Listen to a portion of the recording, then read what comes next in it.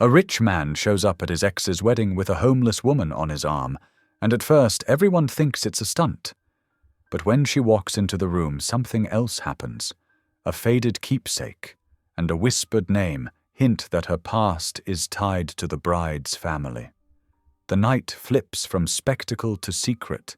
Tabloids roar, and suddenly one woman's story could expose a long-buried betrayal. Then she disappears, and people are left asking why. What happens when mercy collides with a secret that could ruin reputations? And can kindness undo what the past has already broken? The thick cream envelope arrived on Matthew's mahogany desk, like a ghost from the past. His name was written in flowing gold calligraphy across the front, but it was the return address that made his stomach clench. Even before opening it, he knew what lay inside. Matthew's fingers traced the edge of the envelope, remembering a time when such invitations brought joy rather than dread. With practiced control, he slid his letter opener beneath the flap and extracted the contents. The invitation was everything he expected: ornate, expensive, dripping with sophistication. Together with their families. It read, "Vivian Elizabeth Crawford and James Preston Montgomery request the honor of your presence." Matthew set it down and walked to the window of his office, 40 stories above the city streets. The late afternoon sun caught the glass buildings, turning them to mirrors of amber and gold. 3 years had passed since Vivian had ended their engagement, yet the prospect of watching her marry another man twisted something deep in his chest. "Mr. Hale." His assistant's voice came through the intercom. "Your 4 o'clock is here."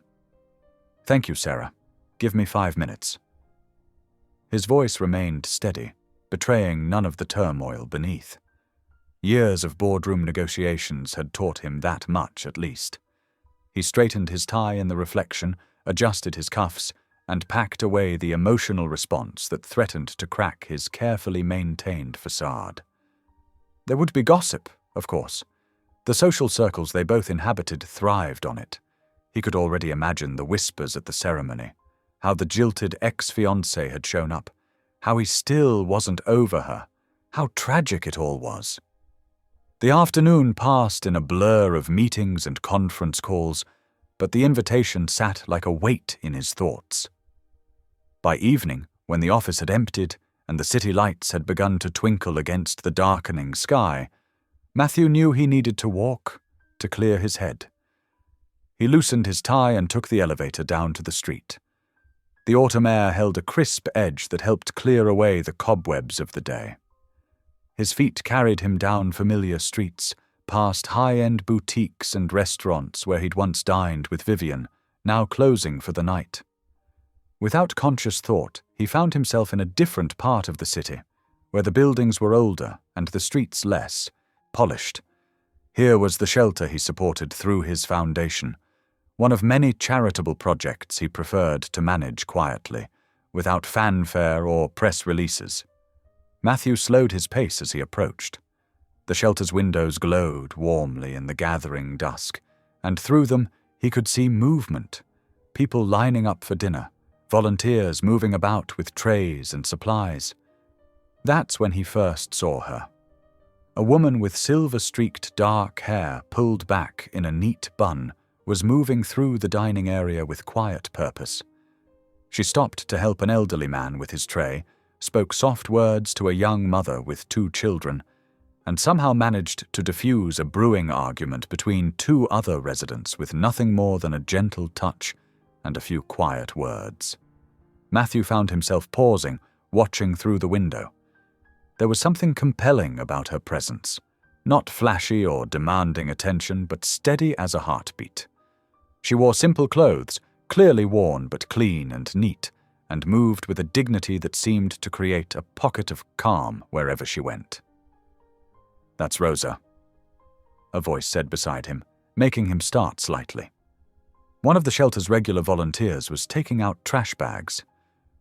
"Rosa Alvarez. She's been staying with us for about 6 months now. Don't know what we'd do without her, honestly. She helps out more than some of our paid staff." Matthew nodded, not wanting to explain his presence or interest. But he continued to watch as Rosa organized the serving line, her movements efficient but never hurried. When a young man dropped his tray, sending food scattering across the floor, she was there in moments, not to scold but to help clean up, speaking words Matthew couldn't hear but could see calming the man's evident distress. The contrast between this scene and the wedding invitation sitting in his desk drawer struck him forcefully. Here was someone who had likely lost everything, yet moved through life with grace and purpose. No pretense, no social maneuvering, just quiet strength and genuine care for others. A small commotion drew his attention back to the scene inside. An older woman had become agitated, her voice rising as she gestured wildly with her cane. Rather than backing away, Rosa approached her directly, sat down beside her, and simply listened. Within minutes, the woman's shoulders had relaxed, and she was wiping her eyes with a napkin Rosa had provided. Matthew checked his watch, surprised to find he'd been standing there for nearly 20 minutes. The city had grown darker around him, the street lamps creating pools of light on the sidewalk. He should head home. There were emails to answer, documents to review, a life of privilege and responsibility waiting for his return. But something about Rosa Alvarez stayed with him as he turned away from the shelter's warmth and walked back through the increasingly chilly night. The way she carried herself, the quiet authority she wielded not through position or wealth, but through simple human kindness. It challenged him in ways he couldn't quite articulate. His phone buzzed with a message from his sister, probably asking about the wedding invitation she knew he must have received. Matthew ignored it for now. His thoughts were still in that humble dining room, watching a woman who had every reason to be broken by life, but instead chose to be a source of strength for others. The contrast between Rosa's world and the one he would encounter at Vivian's wedding couldn't have been starker. Yet somehow, standing outside that shelter had made him feel more grounded than he had all day. The wedding invitation that had seemed so important hours ago now felt less powerful, less able to shake his composure. Rosa knelt beside Mr. Jenkins' chair, her experienced hands gentle as she checked the bandage on his ankle. The elderly man had stumbled on the shelter's steps earlier that day, and though the scrape wasn't serious, she wanted to make sure infection wouldn't set in. "You've got healing hands, Miss Rosa," Mr. Jenkins said, his weathered face crinkling into a smile. "Just like my wife had. She was a nurse too, you know." Rosa's fingers paused briefly as she secured the fresh gauze. "I haven't practiced nursing in quite a while, Mr. Jenkins." She kept her voice light, though something flickered in her dark eyes. "But some skills, they stay with you." From across the room, another resident called out, "Rosa, could you look at my shoulder again? It's acting up something fierce." "In a moment, Mrs. Chen," Rosa responded, finishing with Mr. Jenkins' bandage. As she stood, her knees protesting slightly, she caught sight of a familiar face in the doorway, the well-dressed man who'd been watching through the window the night before. But there was work to be done. Rosa moved to Mrs. Chen's table, where the elderly woman was rotating her shoulder with a grimace. As she began to gently manipulate the joint, using techniques learned long ago in physical therapy rounds, her mind drifted back to the hospital corridors she'd once walked. "I learned this when I worked at Mercy General," she explained to Mrs. Chen, demonstrating a stretching technique. "Before the factory collapse." The words slipped out before she could catch them, and she felt the familiar tightness in her chest. Mrs. Chen patted her hand. "You lost someone there?" Rosa nodded, focusing on the shoulder movement. "My brother. He was working overtime that night. After that..." She trailed off, then managed a small smile. "Well, one thing led to another. I took time off to care for our mother. She never really recovered from the shock. Then she passed, and the medical bills..." She shrugged, the gesture containing years of accumulated loss. From the doorway, Matthew stood very still, his expensive coat feeling suddenly heavy on his shoulders. He'd come back telling himself it was mere curiosity, a need to understand why this place. And this woman had occupied his thoughts all day. But watching her move from person to person, offering not just medical care but dignity and connection, he felt something shift in his perspective. Rosa was helping a young man with a persistent cough now, and Matthew could hear her patient questioning. "How long have you had this? Are you taking the antibiotics from the clinic? Make sure you finish the whole course this time, Joey, even if you start feeling better." Her voice carried the authority of professional training, but there was something more, a compassion that hadn't been beaten out of her, despite everything she'd lost. Matthew found himself thinking of the wedding invitation again, but this time with a different kind of clarity. Before he could second-guess himself, he stepped fully into the room. Several heads turned, but Rosa remained focused on her task, writing down instructions for Joey about rest and fluid intake. "Ms. Alvarez?" His voice came out more formal than he'd intended. She looked up, recognition flickering in her eyes. "Yes. I'm Matthew Hale." He moved closer, aware of the curious glances from others in the room. "I was wondering if I might have a moment of your time." Rosa straightened, brushing her hands on her worn jeans. "Of course." She led him to a quieter corner of the room, her manner professional despite the unusual situation. Matthew found himself speaking before he'd fully formed the thoughts. "I have a rather unexpected proposition for you." He paused, suddenly aware of how this might sound. "That is, I'm attending a wedding next month, my ex-fiancée's wedding, to be precise, and I find myself in need of a date." Rosa's eyebrows rose slightly, but she remained silent, waiting. "I know this must sound strange," he continued, "but watching you these past 2 evenings, the way you handle difficult situations with such grace." He took a breath. "Would you consider accompanying me to this wedding? As my guest? I would, of course, provide everything needed, attire, transportation, whatever you require." The words hung in the air between them. Rosa's expression was unreadable, but her eyes were sharp, assessing. When she spoke, her voice was careful. "Mr. Hale, while I appreciate the offer, I have to wonder why you would ask someone you've never even spoken to before tonight to attend such a personal event." "Because you're real," he said, the words surprising even him with their honesty. "In a world of careful social maneuvering and practiced smiles, you're genuinely helping people. No agenda, no networking, no social climbing. Just—" he gestured to the room around them. "This." Rosa looked around at the shelter's dining area, at the people she'd come to know over the past months. When she turned back to Matthew, there was a hint of something like amusement in her eyes. "You realize this sounds like the plot of a movie? The wealthy businessman asking the homeless woman to be his date?" Matthew felt his face warm slightly. "I suppose it does, but I'm not asking for a performance or a pretense. Just be yourself. That's actually exactly what I need." He watched as she considered his words, her fingers absently smoothing a wrinkle in her shirt. In that gesture, he saw both the nurse she had been and the woman she was now, someone who had lost everything but her essential self. "When is this wedding?" she asked finally.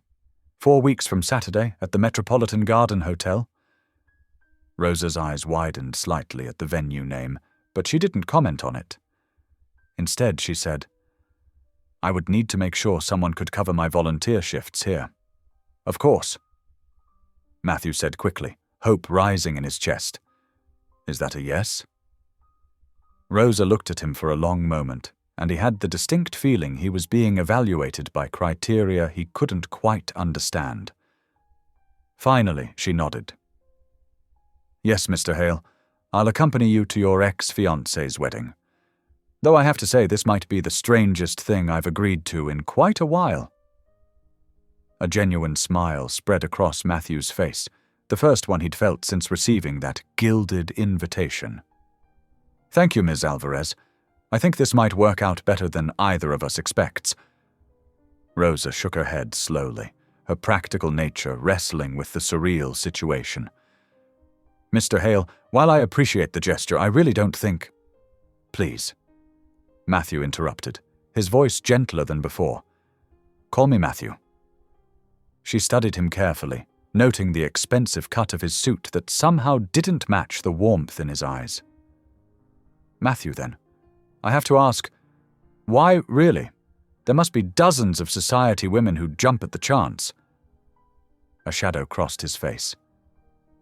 "That's exactly why I'm asking you.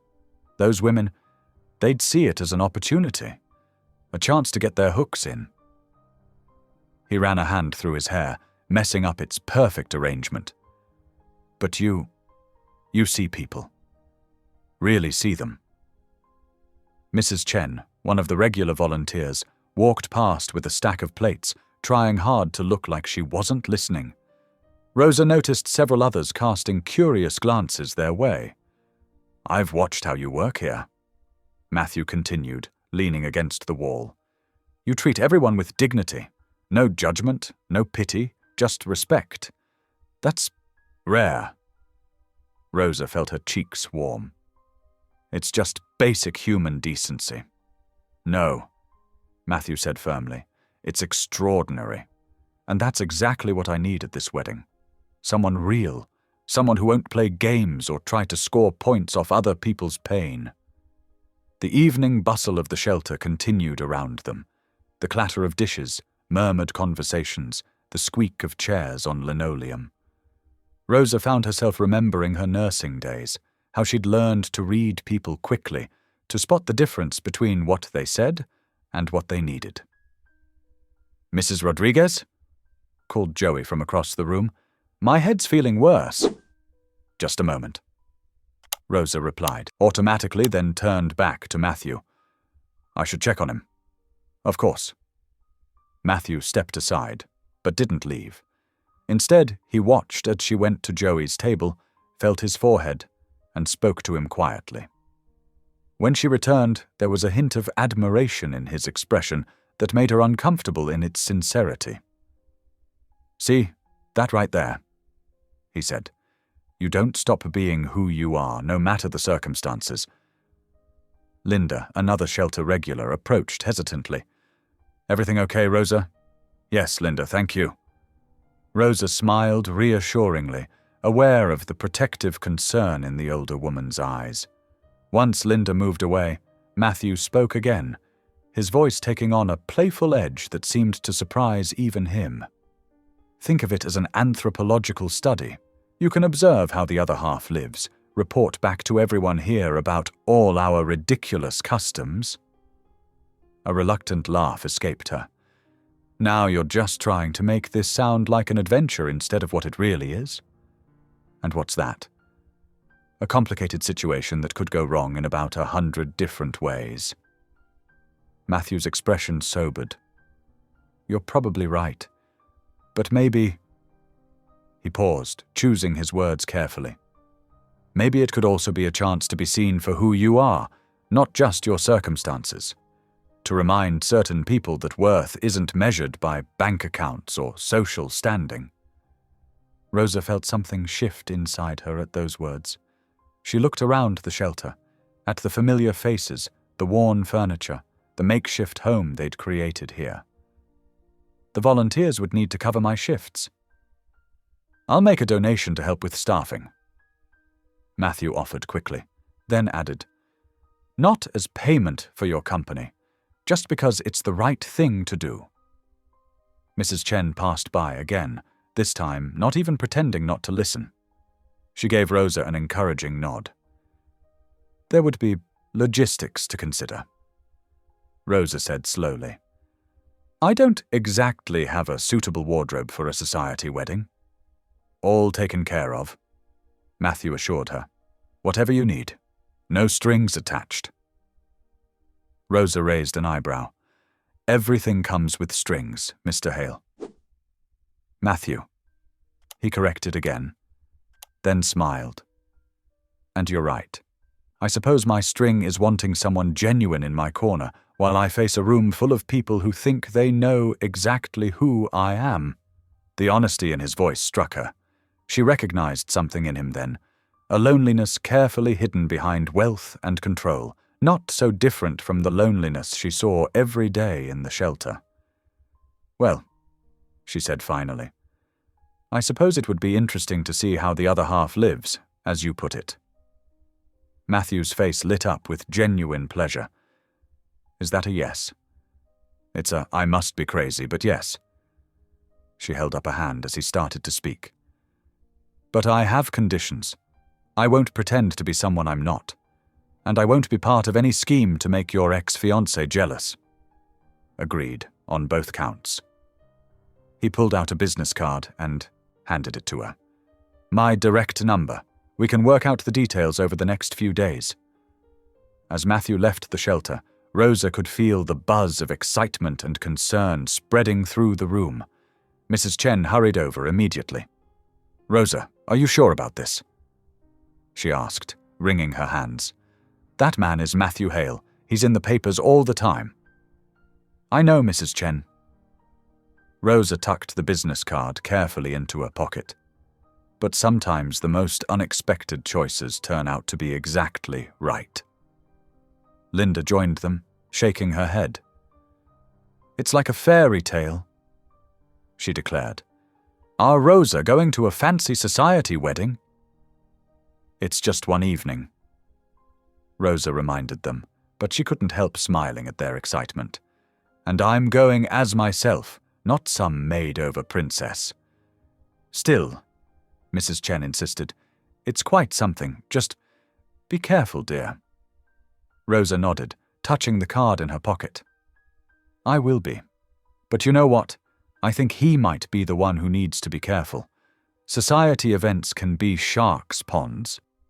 And you'll be the lifeboat, Linda said firmly. Just like you are for all of us. Rosa smoothed down the simple navy dress Matthew had helped her select. Though elegant, it was understated enough to make her feel like herself.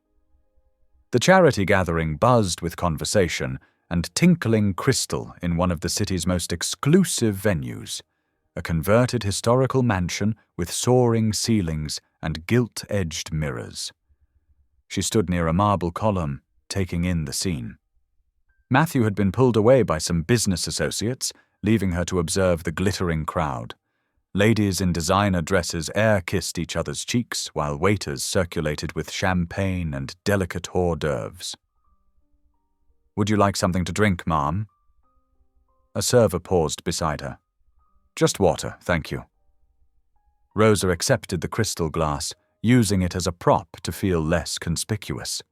Her eyes drifted across the room, taking in the details. The decor was immaculate, fresh flowers everywhere, ice sculptures catching the light, and elaborate table settings that probably cost more than most shelter residents saw in a month. The main table, reserved for the host family, drew her attention with its particularly ornate arrangement. That's when she saw it. Rosa's hand trembled slightly, causing ripples in her water. There, embossed on a silver centerpiece, was a distinctive crest, a rising phoenix surrounded by intertwined roses. Her free hand unconsciously went to her neck, where beneath her dress hung a small silver pendant on a worn chain. The pendant had been her mother's most treasured possession, passed down through generations. Rosa had never known its origin story, only that her mother had guarded it fiercely, even in their hardest times. The matching crests couldn't be a coincidence. I see you're admiring our family emblem. The voice behind her was cultured, elegant. Rosa turned to find an older woman studying her with keen interest. Her silver-streaked hair was perfectly styled, her posture regal. I'm Eleanor Bradford, Vivian's mother. Rosa Alvarez, she managed, extending her hand. Thank you for including me in your celebration. Alvarez. Eleanor's perfectly shaped eyebrows drew together. That's interesting. You remind me of someone I knew long ago. She tilted her head, examining Rosa's features more closely. A dear friend named Carmen.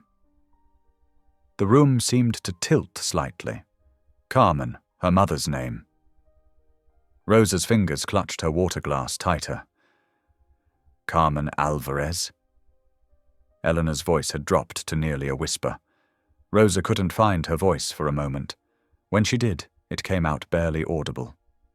She was my mother. Eleanor Bradford's face went ash white. She reached out to steady herself against a nearby chair. "Oh my God!" she breathed. "You're Carmen's daughter!" The elegant woman's reaction confirmed what Rosa was beginning to suspect. There was far more to her mother's story than she'd ever known. The pendant around her neck suddenly felt heavy with unspoken history. "Perhaps we should sit down," Eleanor suggested, gesturing to a quiet corner with a small settee. Rosa followed, her legs feeling unsteady. They had just settled when Vivian appeared, looking like a magazine cover in her designer dress. "Mother, the photographers want to—" She trailed off, noting Eleanor's pallor. "Is everything all right?" "Everything's fine, darling," Eleanor said smoothly, though her hands were clasped tightly in her lap. "Just catching up with Matthew's guest." Vivian's eyes swept over Rosa with barely concealed disdain before she nodded and moved away. But Rosa barely noticed, her attention fixed on Eleanor Bradford's trembling hands and the way the older woman kept staring at her, as if seeing a ghost. "Your mother," Eleanor began, then stopped. "How is Carmen?" "She passed away 5 years ago," Rosa said quietly. Eleanor closed her eyes briefly. "I'm so sorry. I lost touch with her so many years ago. After everything that happened." She reached out as if to touch Rosa's hand, then pulled back. "You have her eyes, you know. I should have seen it immediately." Rosa's heart was pounding. "Mrs. Bradford, what exactly happened? My mother never spoke about her past, but this crest—" She touched her pendant through her dress. Eleanor's eyes widened at the gesture. "You have one of the pendants?" Her voice was strained. "Of course you do. Carmen would have wanted you to have it." Before she could continue, a man in an expensive suit approached. "Eleanor, the mayor's waiting to discuss the foundation's new initiative." "Of course, Richard, I'll be right there." Eleanor stood, but her eyes stayed fixed on Rosa. "We need to talk, properly talk. But not here, not now. There's too much." She pressed her lips together. "Would you be willing to meet with me? After the wedding, perhaps?" Rosa nodded, her mind whirling with questions. "Please." Eleanor touched her arm briefly. "Don't mention this conversation to anyone, not even Matthew. There are complications I need to sort through first." As Eleanor glided away to join her waiting guests, Rosa sat frozen in place. What had started as a simple arrangement with Matthew had suddenly become infinitely more complex. Her mother's pendant felt like it was burning against her skin, heavy with secrets that were starting to unravel. Matthew found her a few minutes later, still sitting in the corner. "There you are. I'm sorry I got pulled away. Are you okay? You look pale." Rosa forced a smile. "I'm fine. Just a little overwhelmed by all of this." She gestured vaguely at the opulent room, but her mind was on Eleanor Bradford's face when she'd heard Carmen's name, and the matching crests that somehow linked her simple mother to this world of wealth and privilege. The morning of the wedding dawned clear and bright. Rosa stood in front of a borrowed mirror, smoothing down the simple navy dress she'd found at a consignment shop. It was elegant in its simplicity, clean lines, classic cut, and a hem that fell just below her knees. She'd spent an evening carefully steaming out the wrinkles and sewing a loose button more securely. Matthew's car pulled up outside her temporary housing exactly at 9 o'clock. He stepped out, looking handsome in his dark suit, and opened the passenger door for her. "You look lovely," he said quietly, and Rosa could tell he meant it. The drive to the church was mostly silent. Rosa watched the city scroll past her window, noting how the buildings grew more impressive as they entered the wealthy district. Her hands kept straying to her mother's pendant, now tucked safely beneath her dress. They arrived at St. Michael's Cathedral, all soaring stone and stained glass. Matthew helped her from the car, and Rosa felt the first flutter of nerves as they approached the entrance. Several guests were already gathered outside, their designer outfits and jewelry catching the morning sun. The whispers started immediately. Rosa could feel the stares, hear the hushed conversations falling silent as she passed. A woman in an elaborate hat turned to her companion and muttered something behind her hand. "Ignore them," Matthew said under his breath, but Rosa hadn't survived years of hardship by caring what privileged people thought of her. She held her head high as they entered the cathedral's vast interior. The sanctuary was a symphony of white flowers and ribbon, with sunlight streaming through the ancient windows. More guests filled the pews, and the ripple of gossip followed their progress down the aisle. Rosa caught fragments of whispered conversations. "Can't believe he brought... Where did he find... What was he thinking?" They found seats near the middle, and Rosa was grateful for the moment to catch her breath. But then she heard a small sound of distress from the pew behind them. She turned to see a little girl, perhaps 6 years old, in a frilly flower girl dress. The child was fighting tears as her mother frantically tried to fix a torn ribbon on her basket. "Here," Rosa said softly, reaching into her small purse. "I always carry safety pins."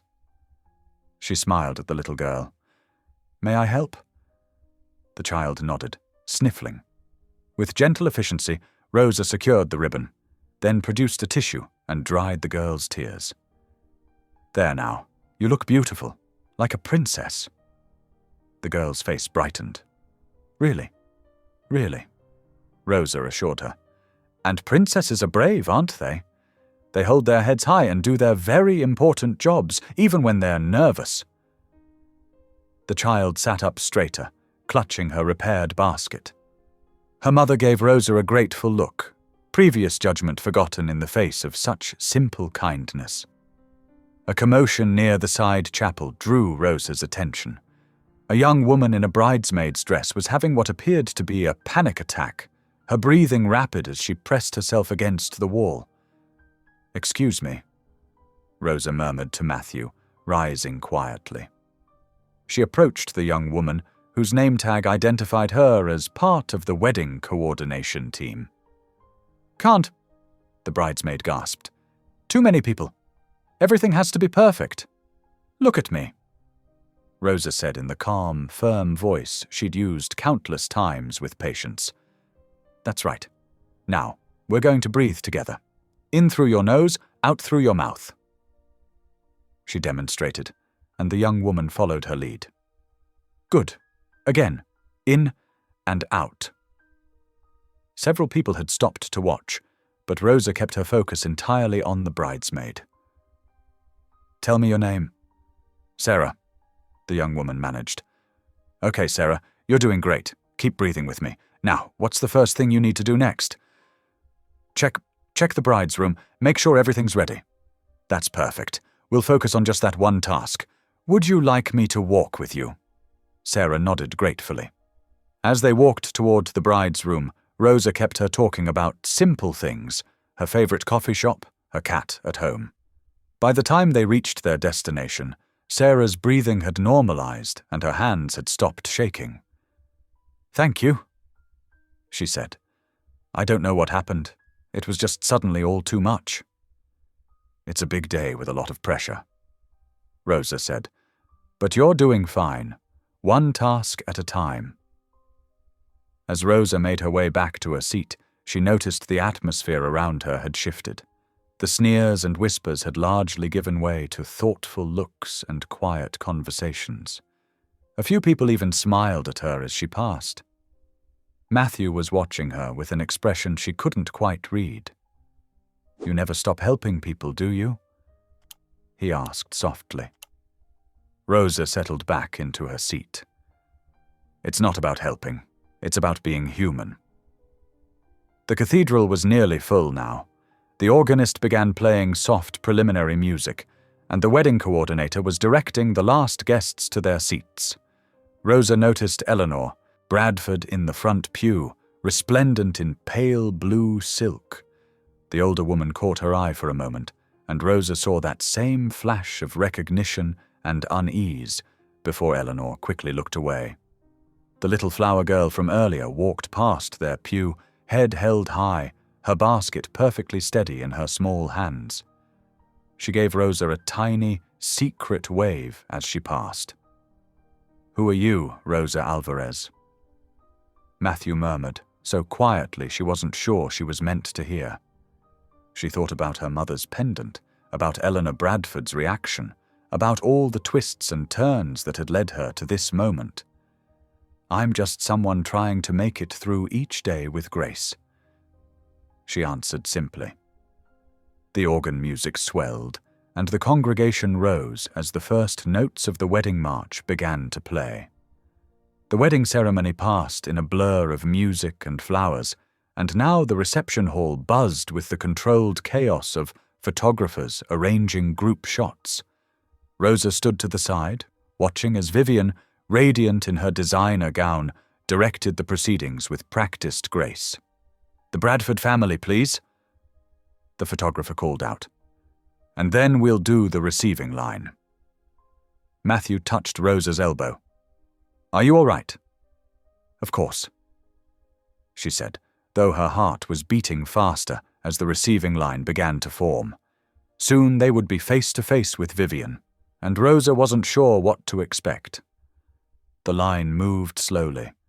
When they finally reached the front, Vivian's smile remained perfectly fixed, but Rosa noticed her fingers tightening on her new husband's arm. "Matthew," Vivian said, her voice carrying just the right note of warmth for old friends. "I'm so pleased you could come." Her gaze shifted to Rosa, and something flickered in her eyes, recognition, confusion, and what might have been fear. "And this must be your friend." "Rosa Alvarez," Rosa supplied quietly, extending her hand. Vivian took it with the briefest touch possible. "How interesting. I don't believe we've met before, have we?" "No," Rosa said simply. "But congratulations on your wedding. The ceremony was beautiful." "Thank you." Vivian's smile remained, but her face had gone slightly pale. "Matthew, might I have a word with you, in private?" Matthew's jaw tightened, but he nodded. "Of course. Rosa, would you mind?" "Not at all," Rosa said, stepping away. She watched as Vivian led Matthew to a small anteroom off the main hall, closing the door behind them. Inside, Vivian rounded on Matthew. "What kind of game are you playing?" "Game?" Matthew's voice was quiet but held an edge. "I brought a date to your wedding. Isn't that what the invitation suggested?" "Don't be obtuse." Vivian paced the small room. "You know exactly what I mean. Where did you find her? Why does it matter where I met Rosa?" "It matters because—" Vivian stopped, pressing her fingers to her temples. "You have no idea what you're doing. Then enlighten me." Matthew stepped closer. "What exactly am I doing? Vivian! Besides attending my ex-fiancé's wedding with a kind, intelligent woman who happens to be currently homeless." Vivian flinched at the word homeless. "Is that what this is about? Some sort of statement about charity? About how much you've grown since we ended things?" "Since you ended things, you mean?" The words hung between them, heavy with years of unspoken pain. "You never did tell me the real reason why. I told you we wanted different things." "No." Matthew's voice was firm. "That's what you said, but it wasn't the truth. You were scared of something, Vivian. You still are. I can see it in your face every time you look at Rosa." Vivian turned away, her shoulders tense. You don't know what you're talking about. Then tell me, after all these years, don't you think I deserve the truth? The truth. Vivian laughed, but it was a brittle sound. The truth is that you were too good, Matthew, too moral, too concerned with doing the right thing. And I knew that if we married, you would eventually start asking questions about my family, about the factory, about all the things we never discuss in polite company. The factory. Matthew frowned. You mean the one that collapsed? That was a tragedy, but it was years ago. Yes, it was. Vivian's voice was barely above a whisper. And some tragedies leave marks that never fade. She straightened her shoulders, composing herself. But this is my wedding day, and I won't have it ruined by old ghosts. Ghosts? Matthew studied her face. Or people who are very much alive. Vivian's hand trembled as she smoothed her dress. I need to get back to my guests. This conversation is over. Is it? Matthew caught her arm as she reached for the door. What aren't you telling me, Vivian? What are you so afraid of? For a moment, something cracked in Vivian's perfect facade. She looked suddenly younger, vulnerable in a way Matthew hadn't seen since they were first dating. There are things you don't understand, Matthew. Things that happened. Decisions that were made. By whom? Your parents? You? Please, Vivian whispered. Let it go. For both our sakes. Both our sakes, or for the sake of your family's reputation? Vivian pulled away from him. You always did think the worst of us. No, Matthew said quietly. I always thought you were better than the choices you were making.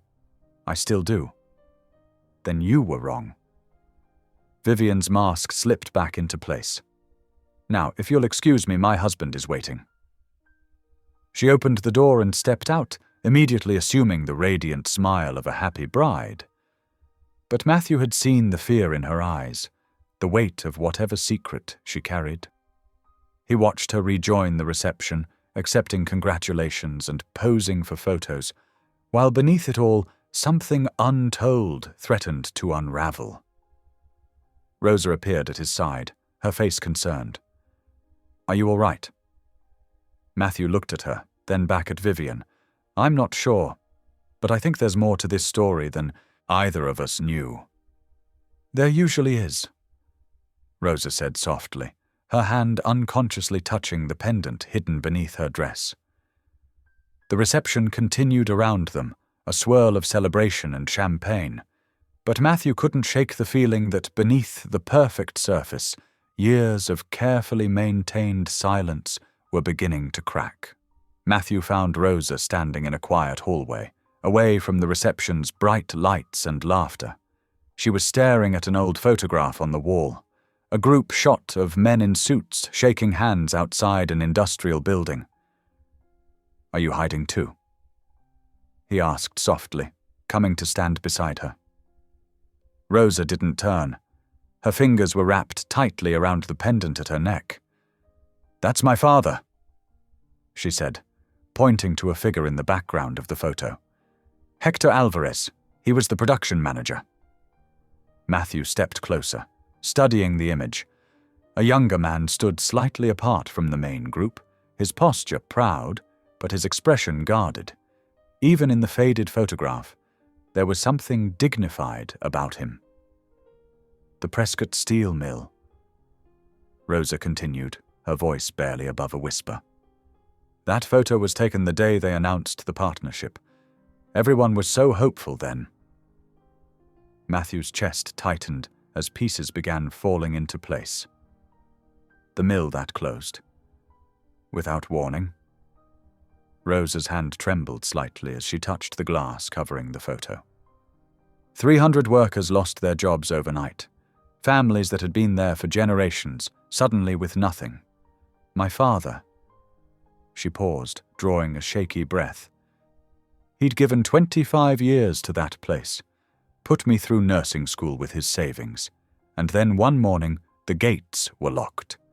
No severance, no explanation. Just corporate lawyers talking about market forces and necessary restructuring.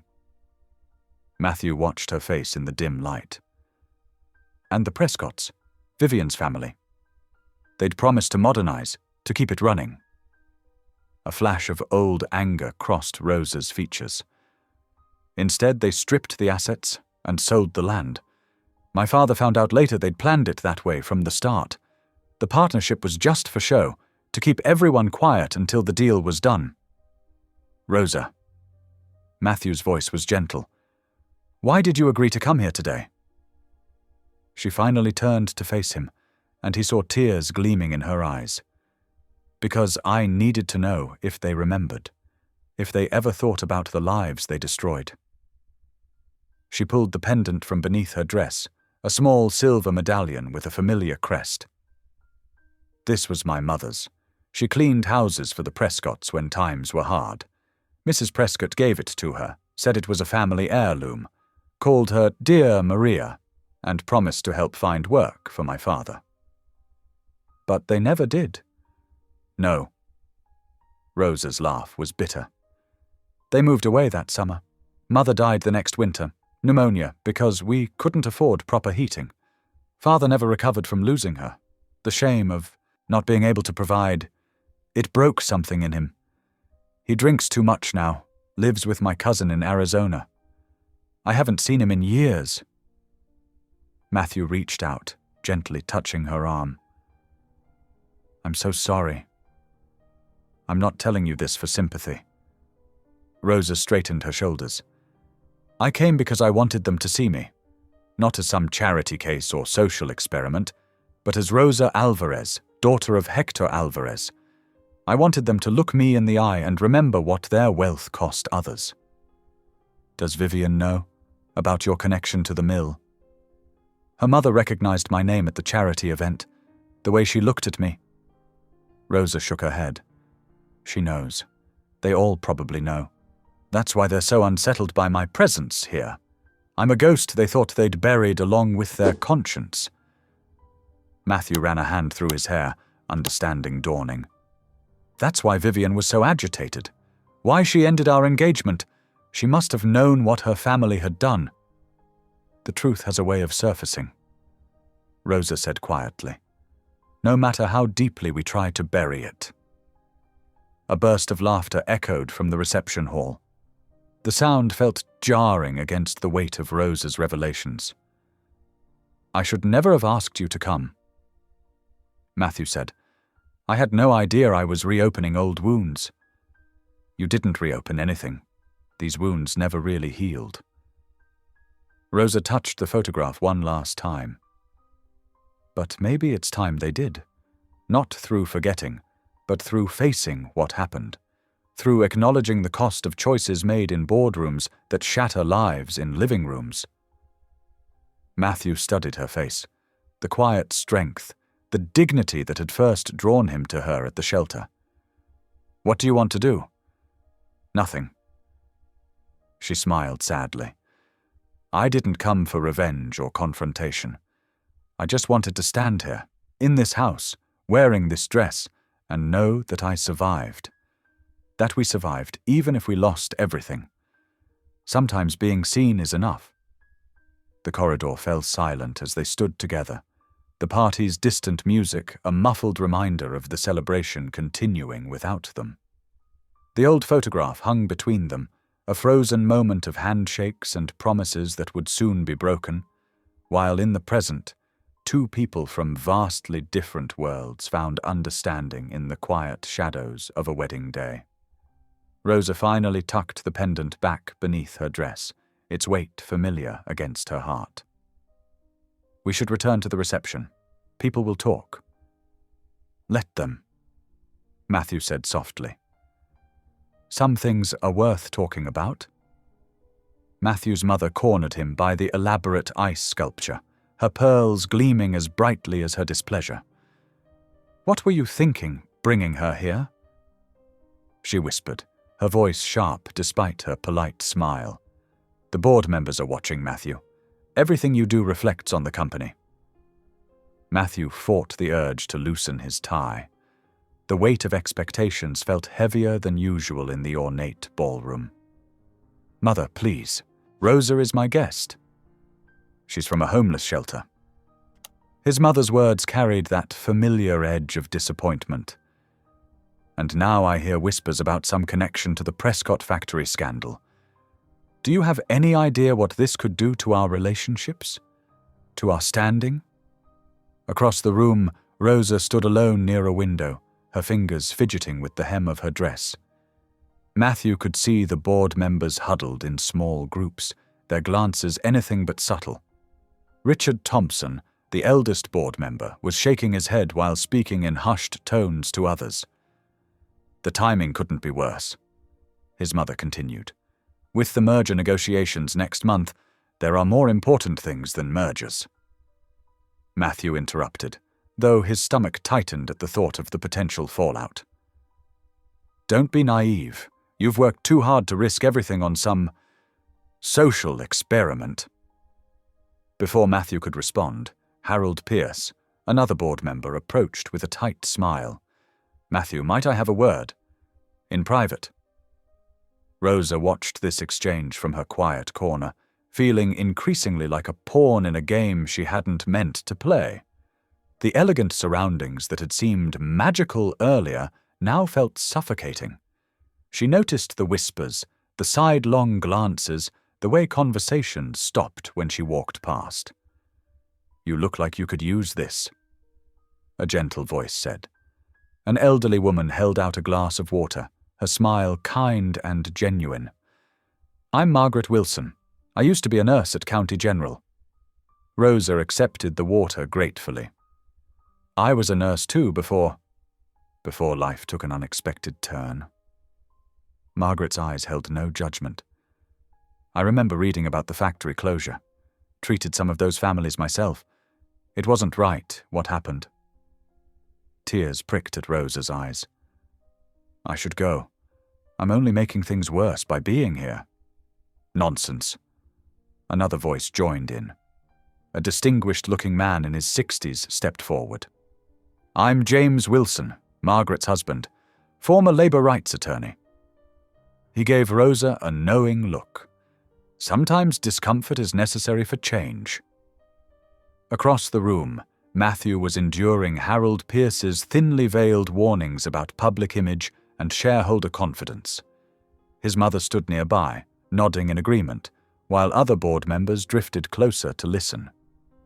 "The shelter project is one thing," Harold was saying. "Admirable work, really. But this display, it raises questions about your judgment." Rosa watched Matthew's jaw tighten, saw the strain in his shoulders.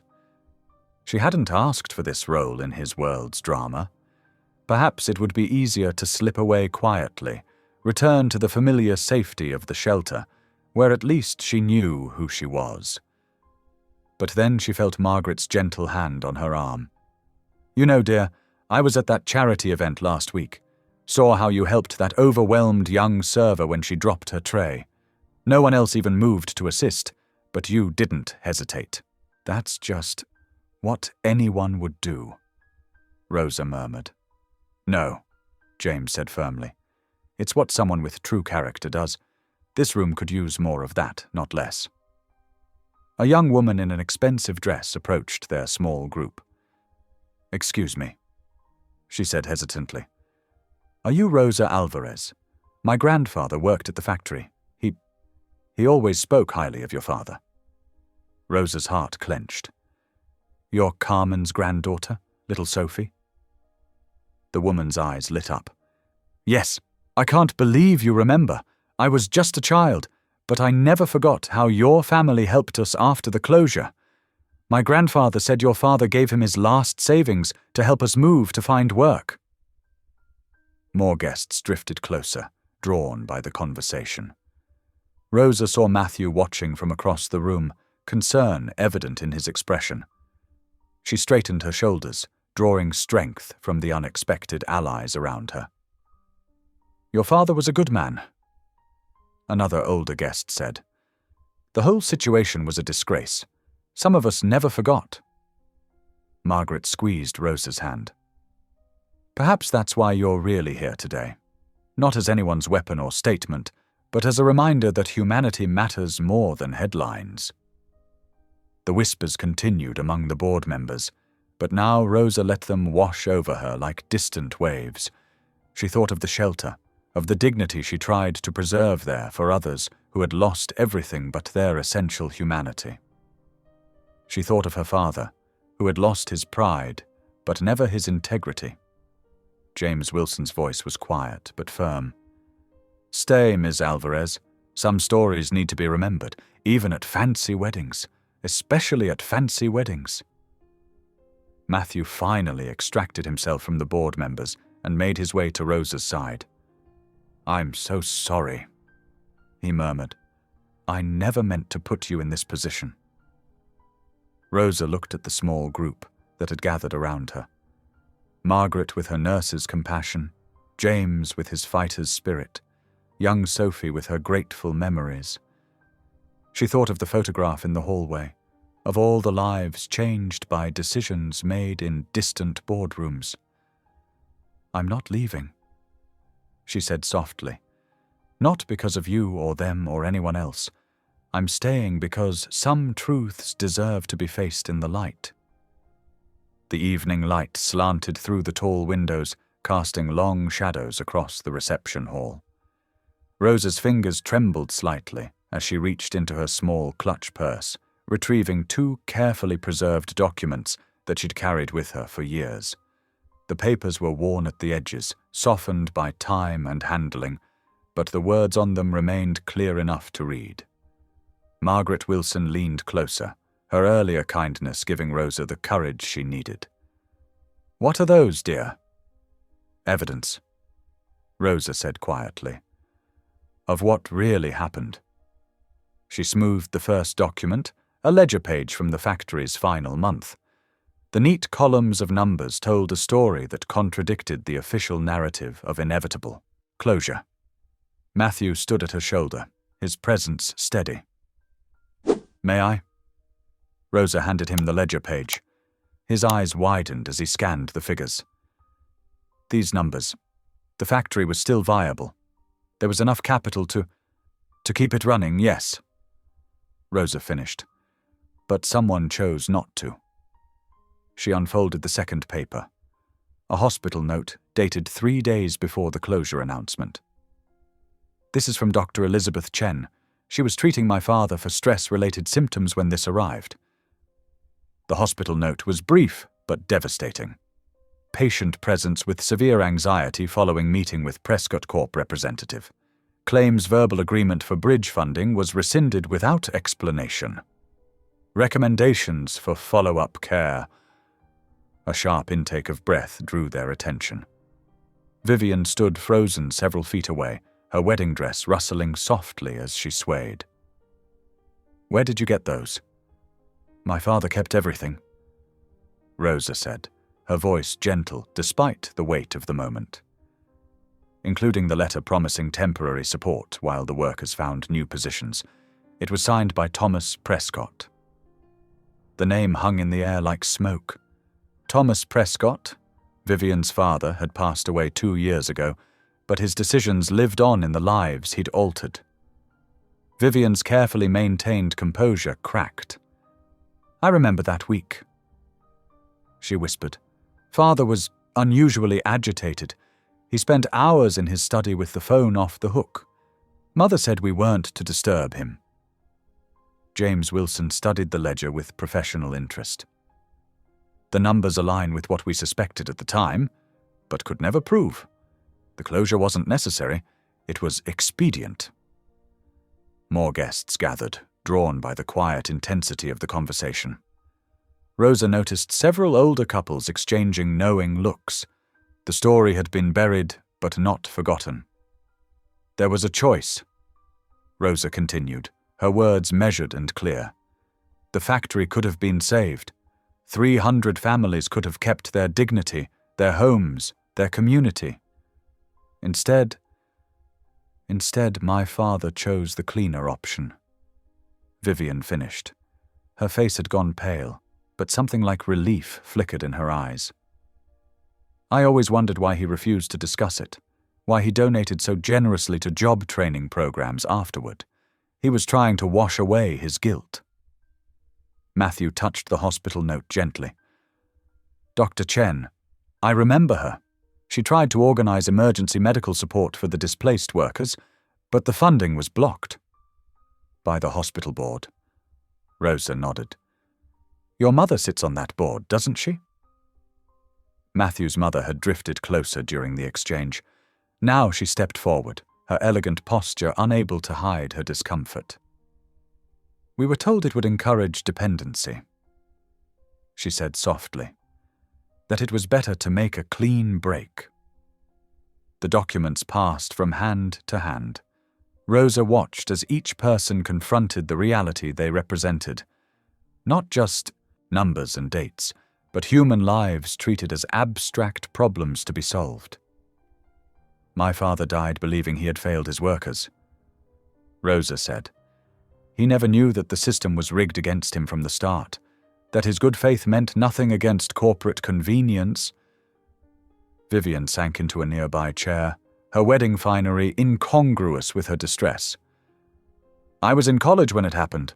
I remember asking questions, but father said it was just business, natural market forces. I chose to believe him because it was easier. We all did. Matthew's mother admitted. We all looked away. The revelation settled over the gathering like a heavy blanket.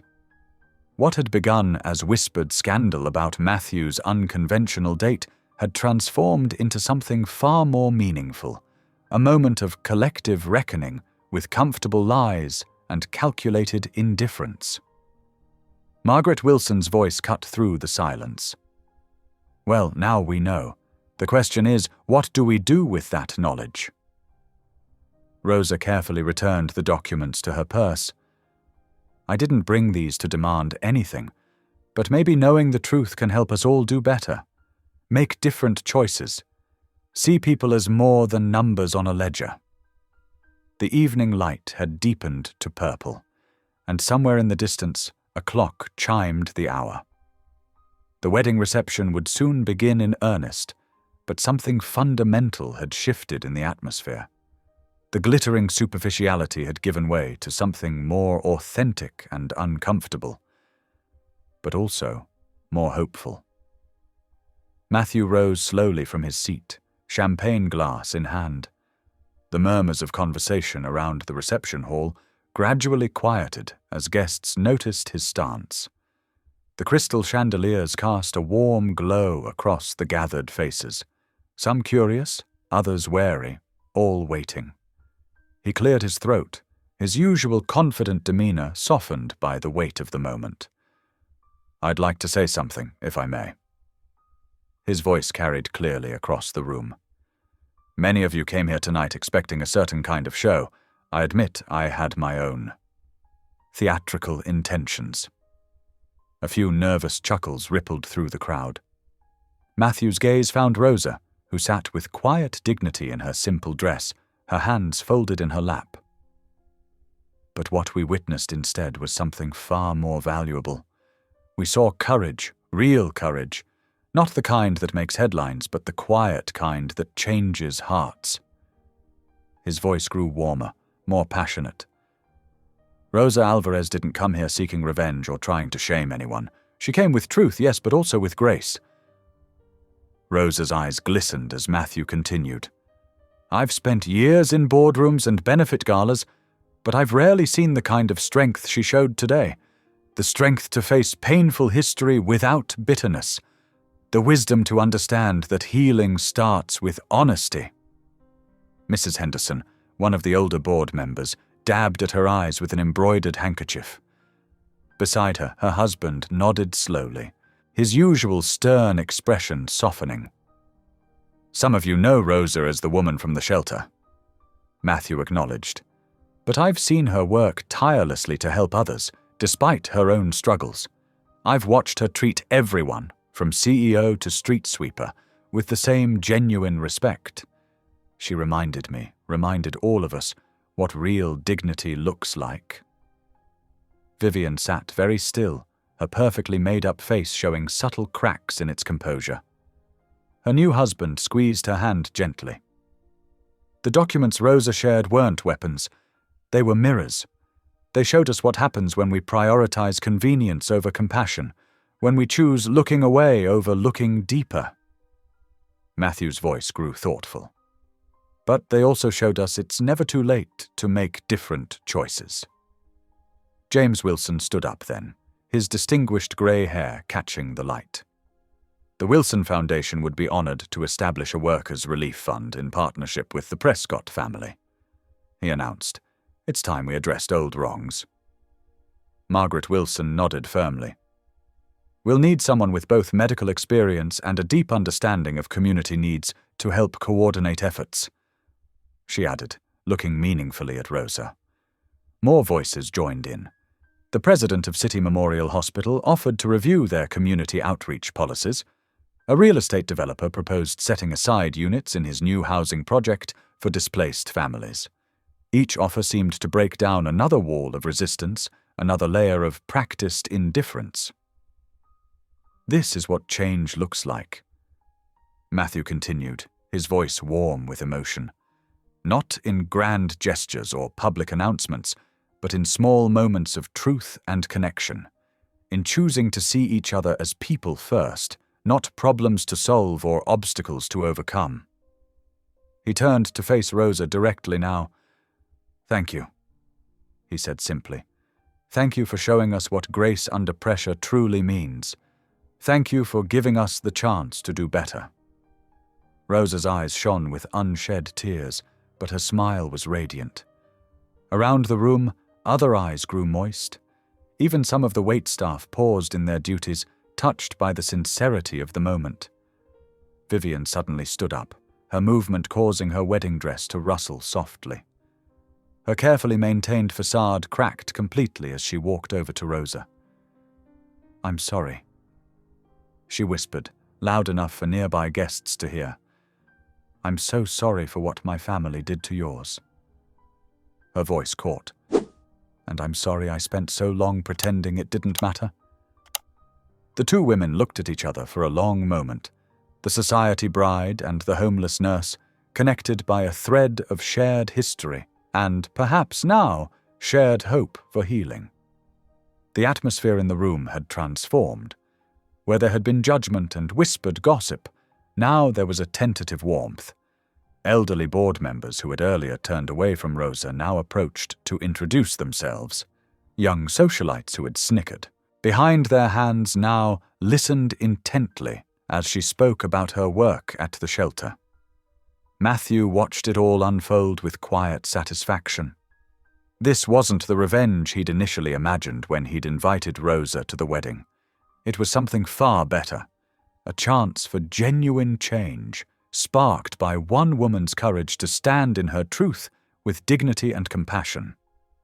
The musicians began playing again softly, but the usual artificial gaiety of a wedding reception had been replaced by something more authentic. Small groups formed throughout the room, engaging in real conversations instead of social pleasantries. Plans were being sketched on cocktail napkins, connections made, possibilities explored. Through it all, Rosa remained centered and genuine, responding to each person with the same warm attention she gave to everyone at the shelter. Her presence seemed to remind everyone that true elegance had nothing to do with designer labels or social status. It came from treating others with consistent kindness and respect. Matthew caught glimpses of his mother in deep discussion with hospital board members, her usual social smile replaced by focused determination. He saw Vivian's relatives, who had initially been so dismissive, now listening intently as Rosa described the challenges faced by displaced workers and their families. The evening light softened through the windows, casting a gentle glow over the scene. In that warm illumination, the usual barriers of class and status seemed to matter less. For this moment at least, compassion had prevailed over judgment and hope over history. The morning after the reception dawned cold and grey. Matthew sat at his desk, scrolling through his phone when the first notification hit. His stomach dropped as he saw the headline from the Daily Whisper, "Billionaire's cruel revenge, homeless woman used as pawn in society wedding scandal." The article was a masterpiece of manipulation. His initial meeting with Rosa at the shelter had been twisted into a calculated plot. Anonymous sources claimed he'd spent weeks coaching her to maximize Vivian's humiliation. The reporter had even dug up old quotes from his broken engagement, painting him as a bitter ex determined to ruin Vivian's perfect day.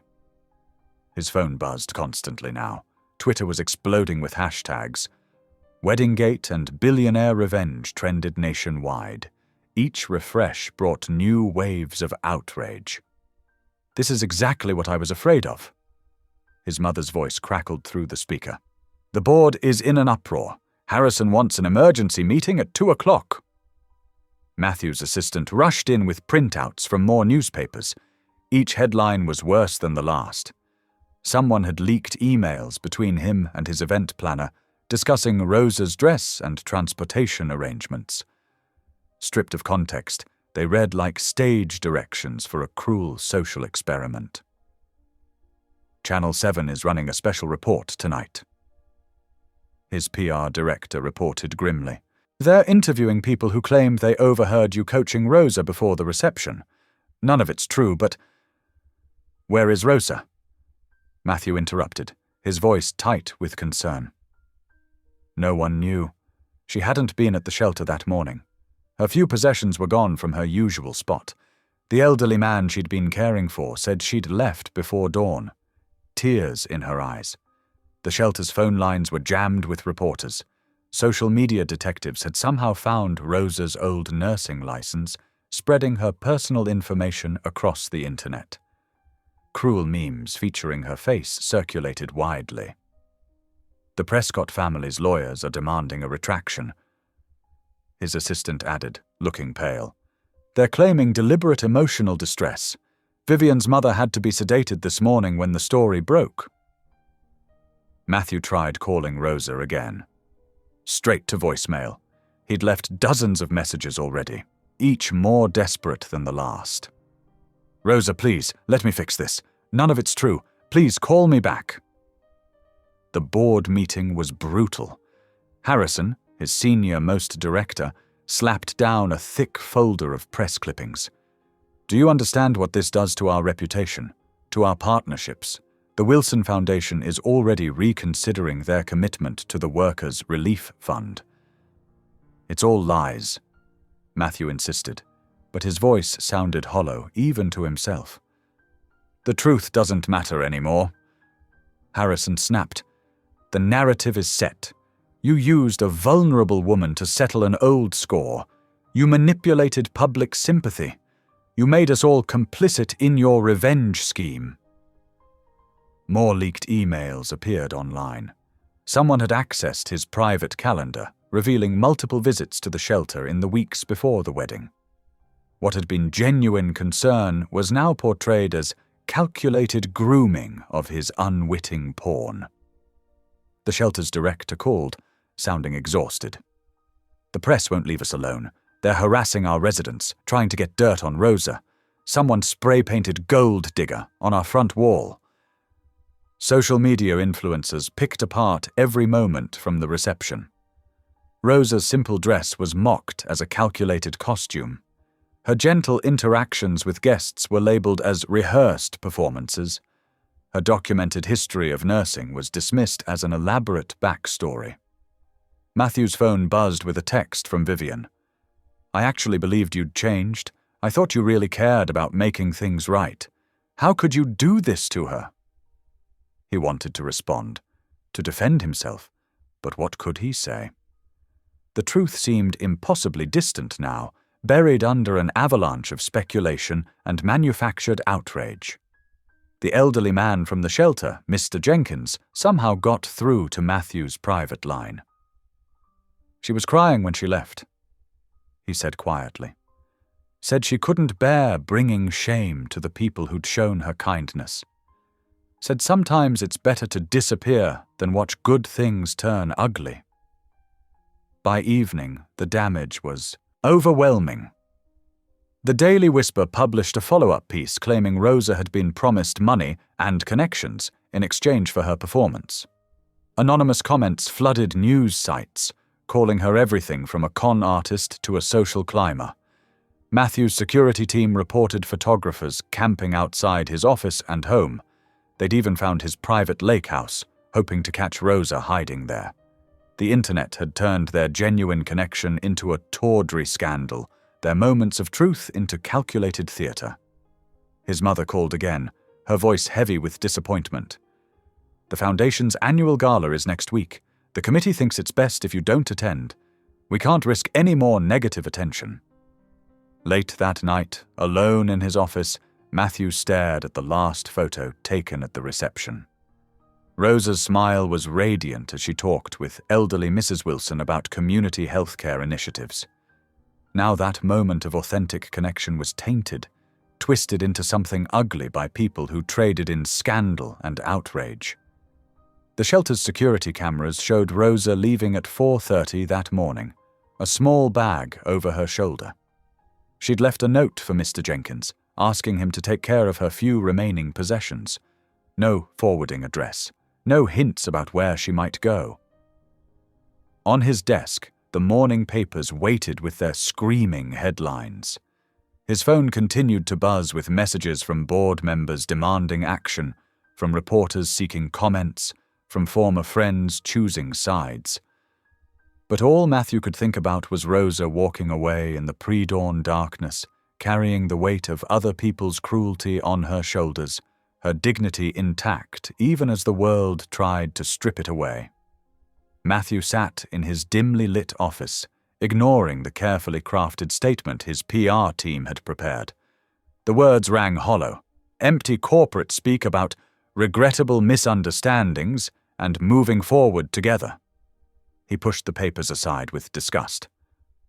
"Sir," his assistant Sarah ventured carefully, "the board expects you to make a public statement by noon." "No." Matthew's voice was quiet but firm. "We're done with statements." He pulled up his banking dashboard and began moving money between accounts.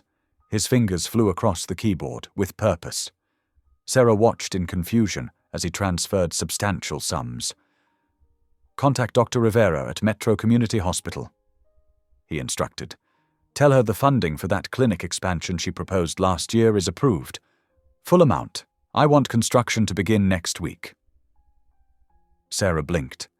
"But sir, the board hasn't—" "It's my personal money," Matthew cut in.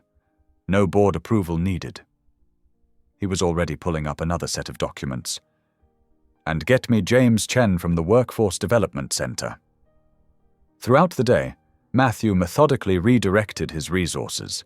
He approved funding for a job training program targeting displaced manufacturing workers. He greenlit 3 affordable housing developments that had been stuck in planning stages. He authorized grants for small business loans in struggling neighborhoods. His phone kept buzzing with messages from board members and PR consultants, all demanding he get ahead of the story. He ignored them all. "Your reputation," Sarah started to say.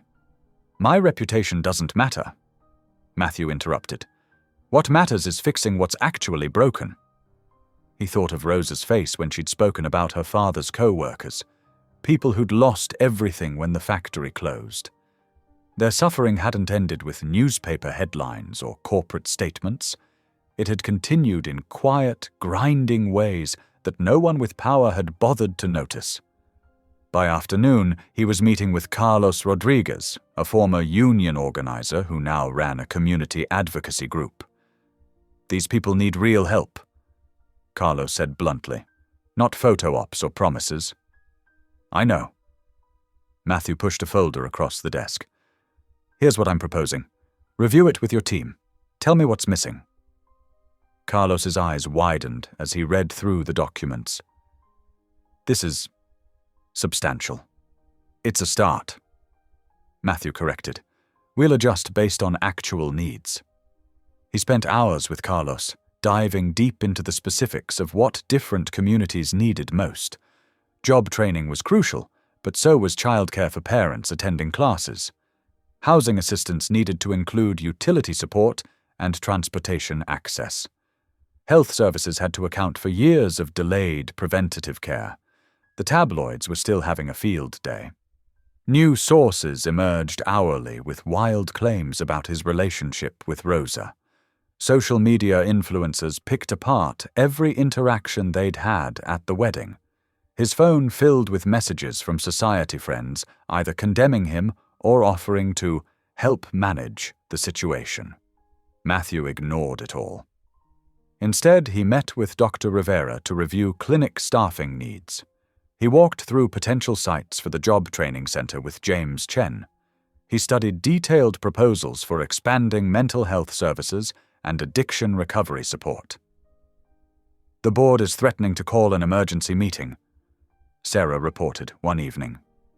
Matthew barely looked up from the housing development plans he was reviewing. "Let them." "Sir, they could force you to step down."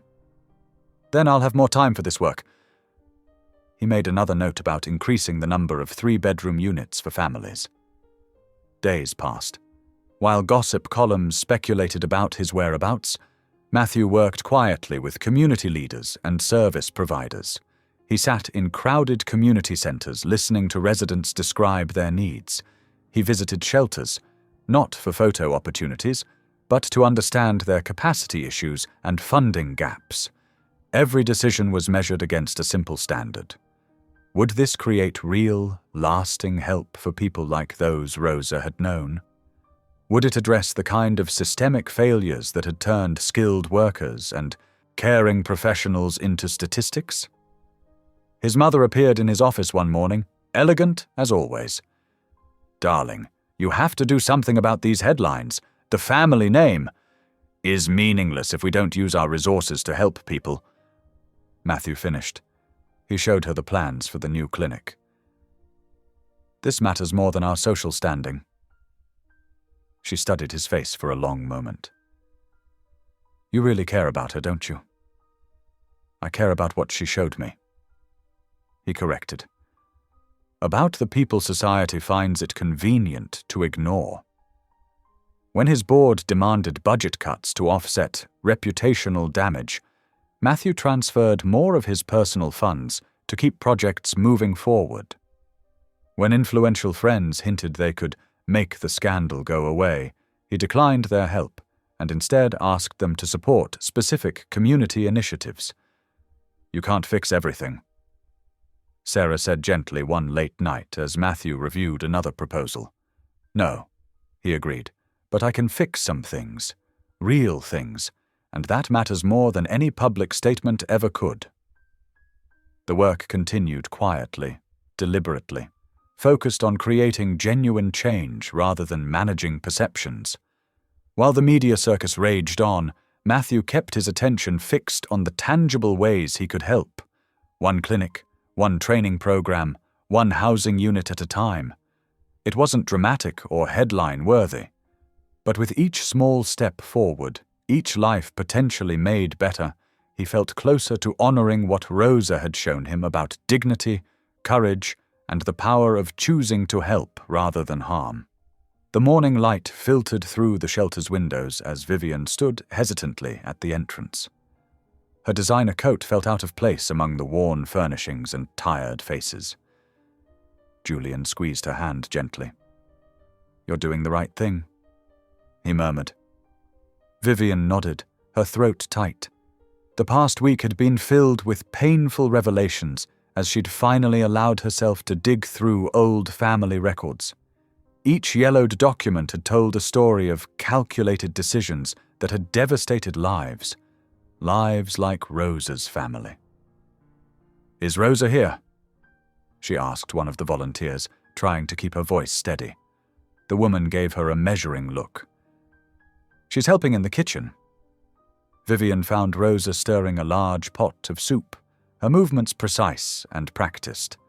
She looked up as Vivian approached, her expression carefully neutral. "Mrs. Harrison?" Rosa acknowledged quietly. This is unexpected. Please, Vivian said. Could we talk somewhere private? Rosa wiped her hands on her apron and led them to a small office. The space was cramped but clean, with a desk covered in donation forms and scheduling sheets. Julian positioned himself by the door, a steady presence but giving them space. I've been going through our family archives, Vivian began, her hands twisting together. About the factory closure. About your father. Rosa's face remained composed, but her shoulders tensed slightly. I found letters. Vivian continued. From my father to the board. He knew about the safety concerns, the pension obligations. He had reports showing how many families would be affected. 432. Rosa said softly. That's how many workers lost their jobs, their savings, their homes. Vivian's eyes stung. Yes, and he chose to protect the company's profits instead of helping those families transition. My whole life, I accepted the story that it was just business, that sometimes hard decisions had to be made. Hard for whom? Rosa asked, but there was more sadness than anger in her voice. I was wrong, Vivian whispered. My family was wrong. We had the power to help, and we chose not to use it. We wrapped ourselves in privilege and pretended not to see the damage we caused. Julian moved closer, resting a supportive hand on her shoulder as tears began sliding down her cheeks. My father died believing he'd failed his workers, Rosa said. He'd promised them that if they worked hard, stayed loyal, they'd have security. Instead, they lost everything while the Prescotts got richer. I can't undo what happened, Vivian acknowledged. But I can stop hiding from it. Stop pretending it wasn't our responsibility. She reached into her bag and pulled out a thick folder. This is a proposal. Julian helped me put it together. It's for a foundation, funded by my personal inheritance, focused on supporting displaced workers and their families. Job training, education assistance, housing support, medical care. Rosa took the folder, but didn't open it. I'm not asking for forgiveness, Vivian continued. I don't have that right, but I am asking for your help in making sure this actually serves the people who need it. You understand their struggles in a way I never can. Why now? Rosa asked quietly. Because seeing you at the wedding forced me to face what we'd done. And because... Vivian's voice broke. Because I'm tired of being part of the problem, of maintaining an image instead of addressing real pain. Julian spoke up gently. We want to do this right, with real input from the community, real commitment to long-term support. Rosa finally opened the folder, scanning the documents inside. Her expression remained thoughtful as she read. These people aren't charity cases, she said finally. They don't need pity or patronizing assistance. I know, Vivian replied. They need respect, dignity, real opportunities to rebuild what was taken from them. And resources, Rosa added. Access to the kinds of support systems your family has always had. Yes. Vivian met her eyes steadily. Will you help us make sure this foundation provides that? Really provides it, not just as a PR move or tax write-off. Rosa was quiet for a long moment, studying Vivian's face. This won't fix everything, she said finally. Some wounds don't heal completely. I understand. And I'll need time to think about this, to talk to people who were affected. Of course, Julian assured her. Take whatever time you need. The offer will stand. Rosa closed the folder carefully. Thank you for coming, for acknowledging what happened. That matters. Vivian nodded, unable to speak past the tightness in her throat. As they turned to leave, Rosa's voice stopped them. Mrs. Harrison? Vivian looked back. My father always said that true strength isn't in never making mistakes. It's in facing them honestly and trying to make things right. Fresh tears spilled down Vivian's cheeks as she absorbed the words. Together, she and Julian walked out into the morning light, leaving Rosa to consider their offer and the possibility of a different kind of healing. 2 weeks after Vivian's visit, Rosa sat in the small coffee shop near the shelter, her hands wrapped around a warm mug. Across from her, Matthew watched as she carefully reviewed the revised foundation proposal. "The Community Oversight Board is a good addition," she said, turning another page. "And the job training programs. All your suggestions were incorporated," Matthew assured her. Vivian and Julian were very clear about wanting this done right. Rosa nodded, but her expression remained thoughtful. "It's strange," she said softly. "For so long, I carried this weight of what happened. Not just the loss, but the feeling that no one cared. That we were invisible." Through the window, afternoon sunlight caught the silver in her hair. Matthew waited, giving her space to gather her thoughts. "The clinic proposal." She touched the papers gently. "It's exactly what this community needs, but I need to know it won't become another broken promise." "That's why they want you involved," Matthew said. "Your experience as a nurse, your connection to the community. You understand what's really needed." Rosa took a slow sip of coffee. "I told them I'd help," she said finally. "But on my terms. No publicity stunts. No using my story for marketing. And—" she straightened her shoulders. "The clinic needs to honor the Alvarez workers. Not just my father, but all of them. Their names, their stories need to be remembered." "Of course," Matthew agreed immediately. "What did you have in mind?" "A memorial wall.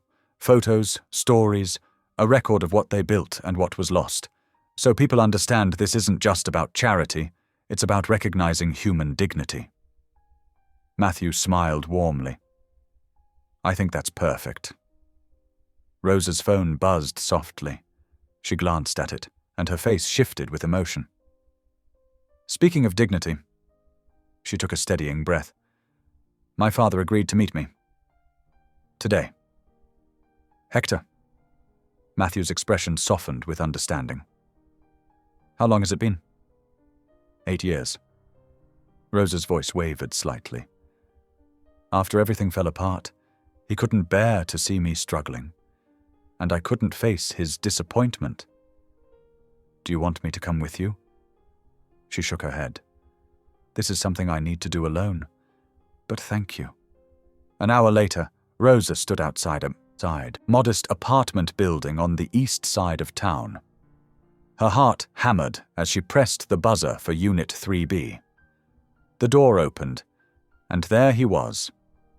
Hector Alvarez looked older, his face more lined, but his eyes were the same. Warm brown, filled with quiet dignity. For a long moment, they just stared at each other.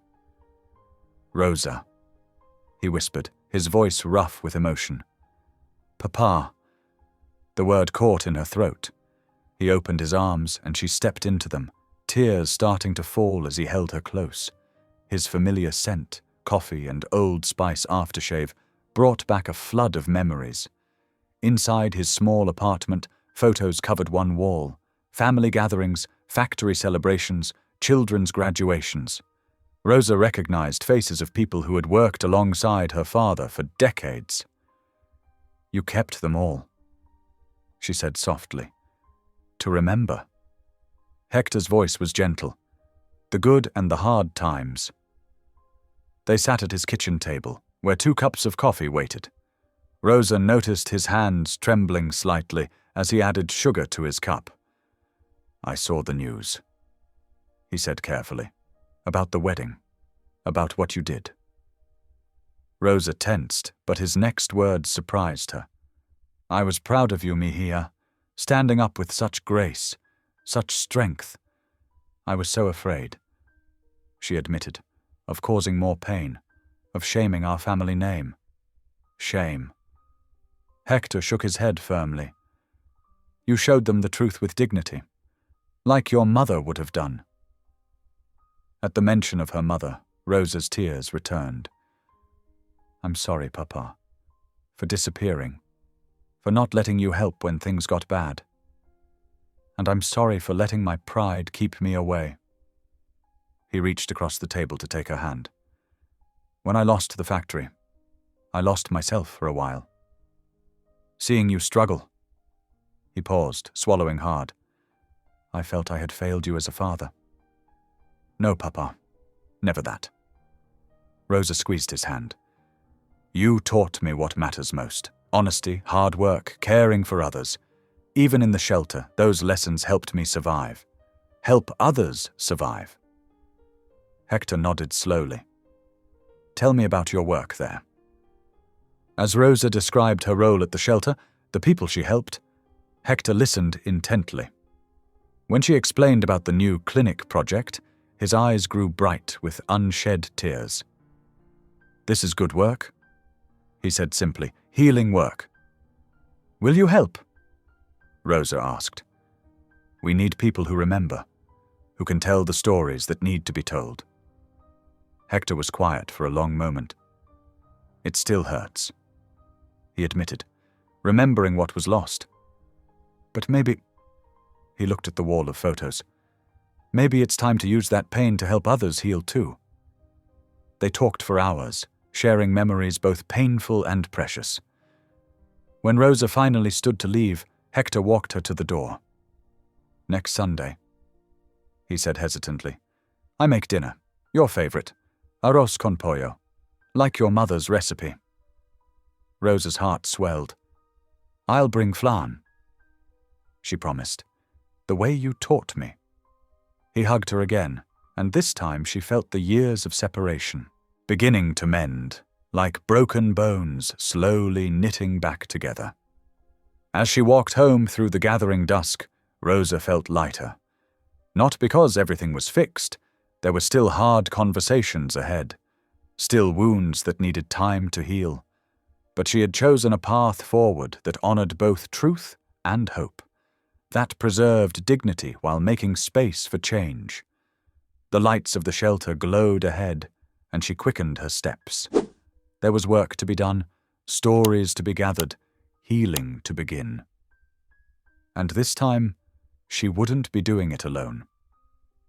The autumn morning dawned crisp and clear as Rosa stood before the newly renovated clinic building.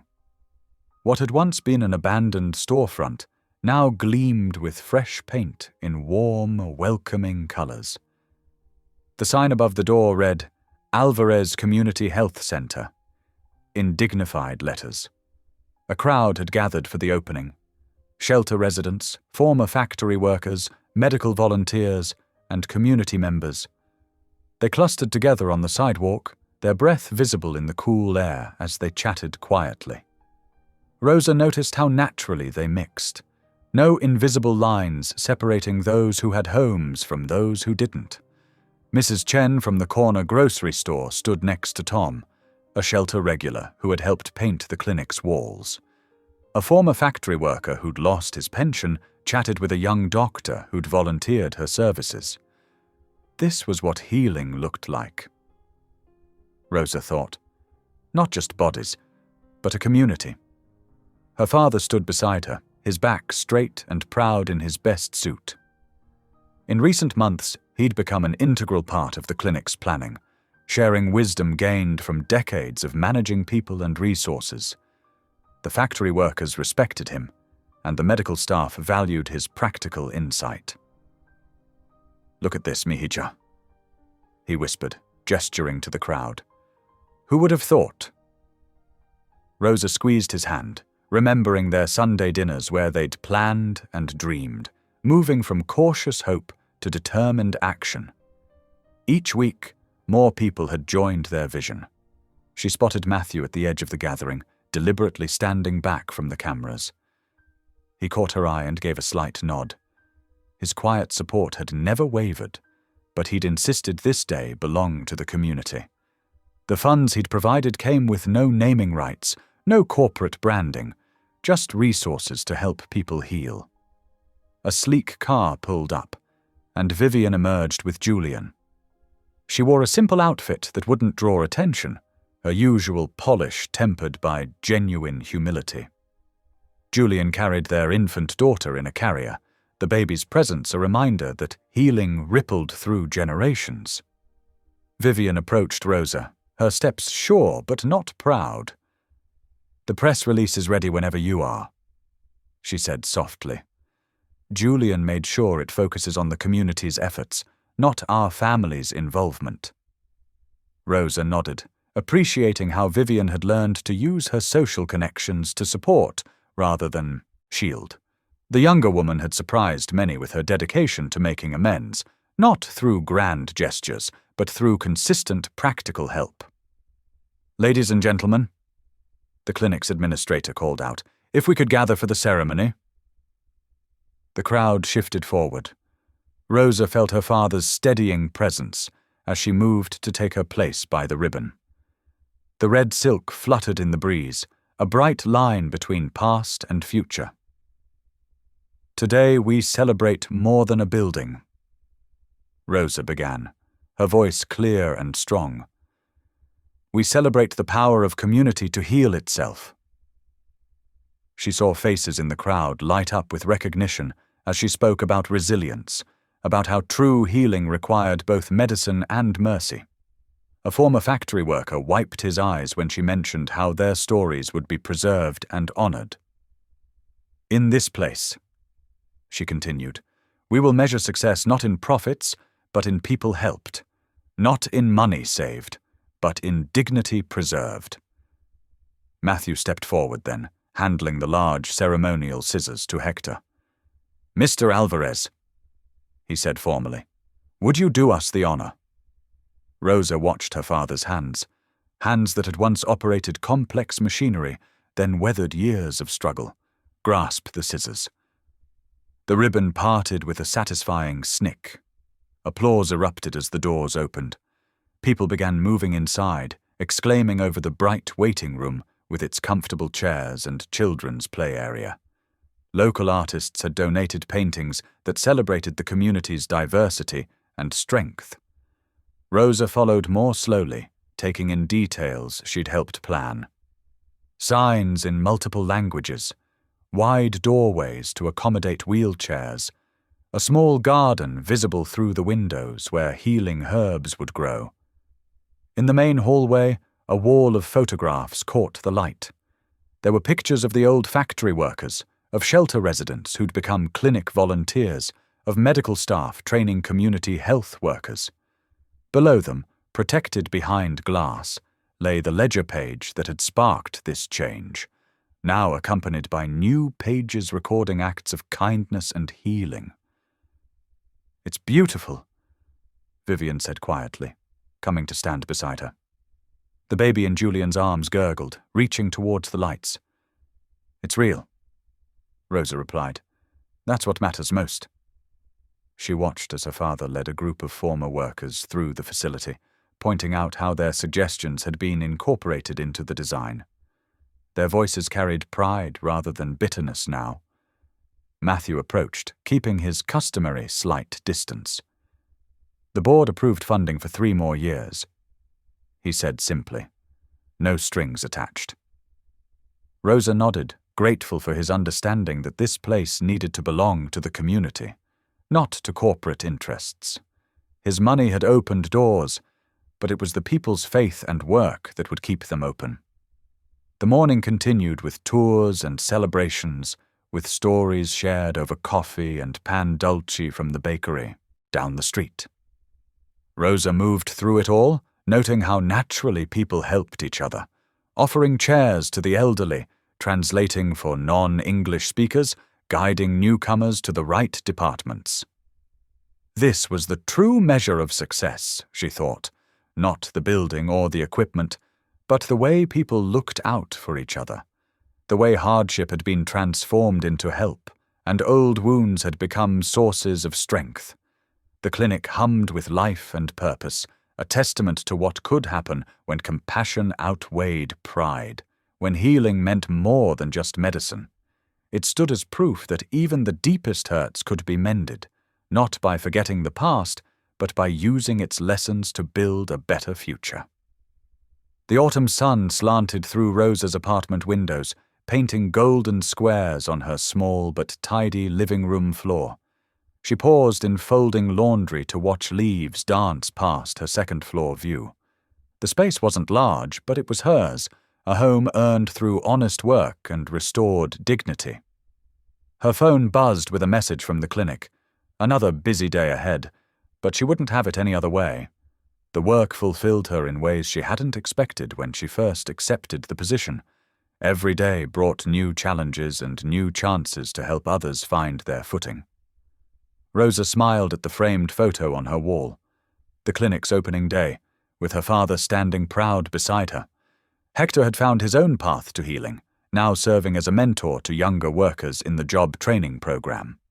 His wisdom and experience proved invaluable to those trying to rebuild their lives.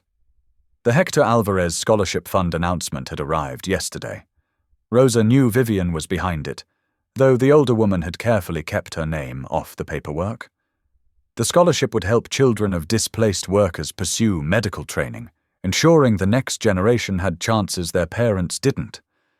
Matthew's foundation had grown in unexpected ways, too. Rather than simply writing checks, they now focused on sustainable community development, using Rosa's approach as a model. 3 new clinics were under construction in other neighborhoods, each shaped by local needs and voices. Rosa gathered her things for work: her ID badge, comfortable shoes, and a small envelope she'd prepared the night before. Inside was enough money for bus fare and a carefully written note. She'd noticed a young woman at the shelter recently, someone who reminded her of herself from not so long ago. The woman had nursing experience but had lost her job after getting sick. Now she was trying to rebuild, just as Rosa once had. The note read, "Sometimes we all need a little help to take the next step. When you're ready, come see me at the clinic. There's always room for one more healer." Rosa slipped into the shelter quietly, nodding to the morning volunteers. She dropped the envelope into the counselor's box, knowing it would find its way to the right hands. The gesture felt right, a small act of mercy that might spark larger change. Walking to work, Rosa passed the old factory building. Its windows were no longer dark.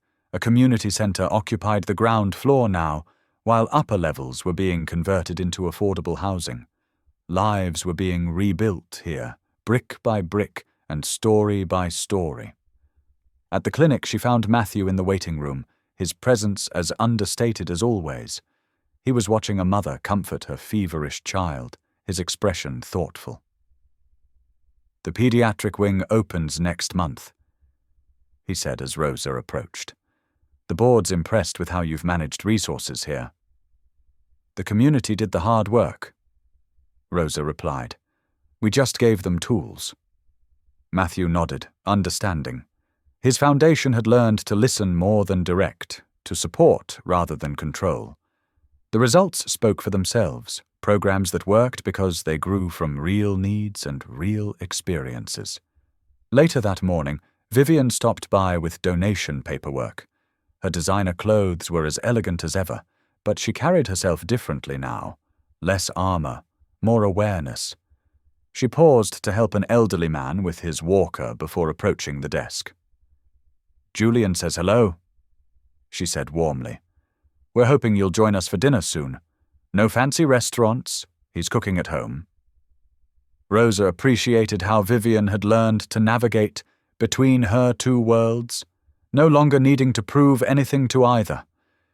The woman who had once feared scandal now spoke openly about second chances and redemption.